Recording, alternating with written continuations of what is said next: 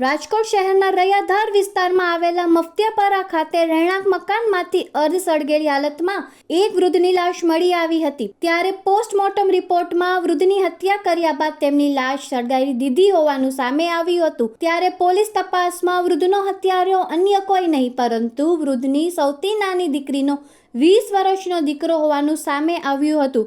આમ નાનાની હત્યા તેમના દોહિત્ર દ્વારા કરવામાં આવી હોવાની ઘટના સામે આવી છે। ગઈ 7 જુલાઈના રોજ શાંતિનગરના ગેટ પાસે રૈયાધાર વિસ્તારમાં એક મકાનમાં મનસુખભાઈ આનંદભાઈ ટાંક નામના 73 વર્ષીય વૃદ્ધની એક અડધી સળગેલી હાલતમાં લાશ મળી આવેલ હતી।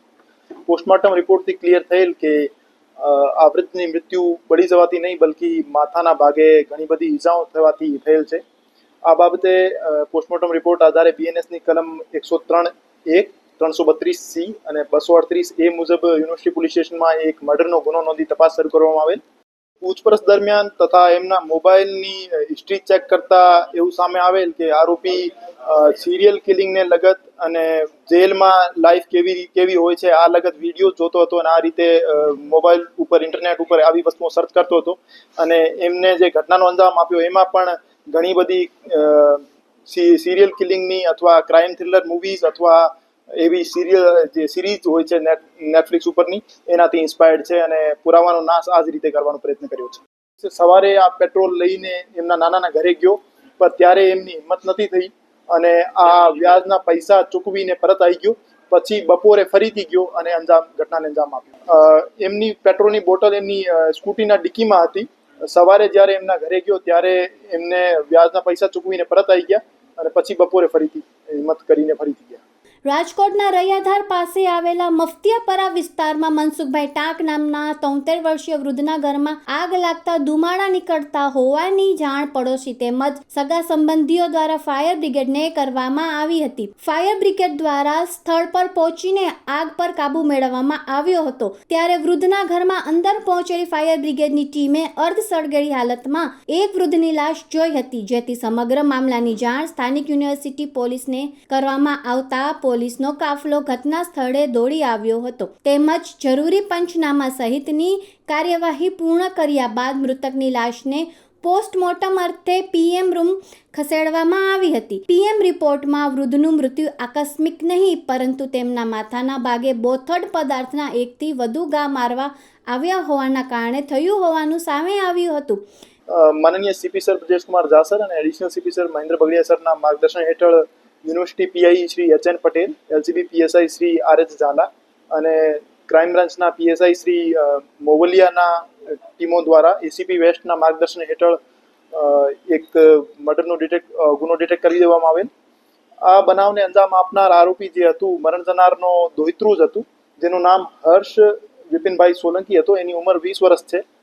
આ બનાવનું કારણ એવું હતું કે આરોપીના પિતાએ તેઓના સસરા એટલે કે આરોપીના નાના પાસેથી 4 લાખ રૂપિયા ઉધારે લીધા હતા અને એના વ્યાજ પેટે માસિક 4,000 રૂપિયા ભરતા હતા અને મરણ જનાર પાસેથી આરોપી જે હર્ષ સોલંકી છે એમના દ્વારા પણ 35,000 રૂપિયા ઉધાર લઈ લેવામાં આવેલ હતા અને એમનો માસિક વ્યાજ 1,800 રૂપિયા હતો।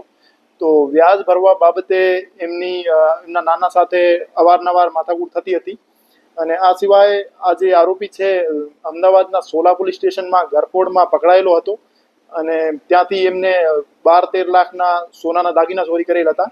આ બાબતે એમના નાના એમને અવારનવાર મેણા ટોણા મારતા હતા કે તારા લીધે મારી સમાજમાં બદનામી થઈ ગયેલ છે।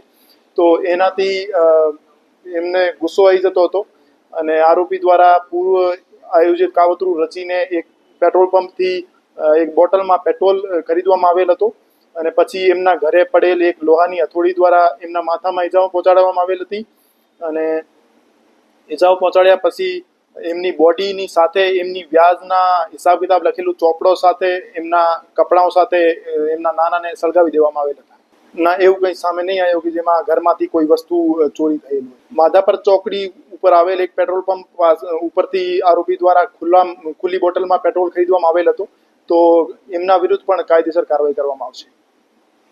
અને આરોપીને જુગાર રમવાની ટેવ હતી, જેમાં છેલ્લા 3-4 મહિનામાં 4 લાખ રૂપિયા આ એવિએટર નામની એક એપ્લિકેશન ઉપર હારી ગયો હતો આ સિવાય એમના ક્રેડિટ કાર્ડમાં પણ ઘણો બધો લોન હતો.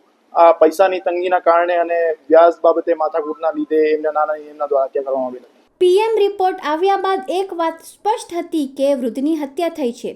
ત્યારે વૃદ્ધની હત્યા અન્ય કોઈએ નહીં પરંતુ જાણભેદુ વ્યક્તિ દ્વારા જ કરવામાં આવી હોવાનું પોલીસને લાગી રહ્યું હતું. કારણ કે પોલીસની પ્રાથમિક પૂછપરછમાં વૃદ્ધની કોઈ સાથે દુશ્મનાવટ ન હોવાનું સામે આવ્યું હતું.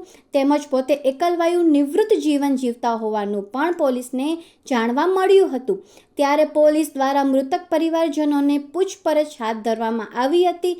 તેમજ તેમના નિવેદન પણ નોંધવામાં આવ્યા હતા. તો સાથોસાથ ઘટના સ્થળની આજુબાજુના વિસ્તારમાં સીસીટીવી ફૂટેજ પણ પોલીસ દ્વારા એકત્રિત કરવામાં આવ્યા હતા.